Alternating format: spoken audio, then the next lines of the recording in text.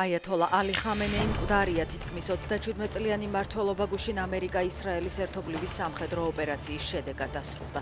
აიათოლას ლიკვიდაცია ოფიციალურად გვიან ღამით დაადასტურა პრეზიდენტმა ტრამპმაც, ისრაელმაც და ირანის სახელმწიფო მედიამაც. ერთ-ერთი ყველაზე ბოროტი ადამიანი ისტორიაში მკვდარია, ეს არის სამართალი არა მხოლოდ ირანელი ხალხისთვის, განაცხადა ტრამპმა. ირანელების ნაწილი წუხელ ქუჩაში გამოვიდა და ხამენეის სიკვდილი იზეიმა. New York Times-ის ინფორმაციით ამერიკის ცენტრალურმა სადაზვერვო სააგენტომ ხამენეის ადგილსამყოფელი შესახებ ზუსტი ინფორმაცია გუშინ დილით მიიღო და ისრაელს გაუზიარა. ამის შემდეგ დაიწყო ისრაელმა დაუყოვნებლივი თავდასხმები. თავდაცვის მინისტრმა დღეს დაადასტურა, რომ ხამენეი ოპერაცია ლომის ღრიალის საწყისი დარტყმების დროს მოკლეს.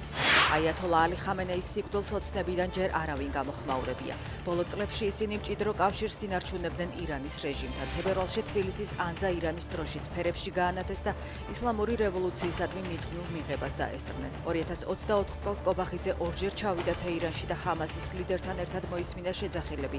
სიკვდილი ამერიკას, სიკვდილი ისრაელს. ამ ფონზე ოცნება ტრამპს სტრატეგიული პარტნიორობის განახლებას თხოვს. თემქაზე 18 წლის პირით 15 წლის გოგომ დაჭრა. დანაშაულის იარაღი შუშის ნატეხია. შემთხვევა პარკში წარსულში არსებული კონფლიქტის ნიადაგზე მოხდა. არასრულწლოვანი ადგილიდან მიიმალა, თუმცა ის მალევე დააკავეს. დაჭრილი საავადმყოფოშია გადაყვანილი.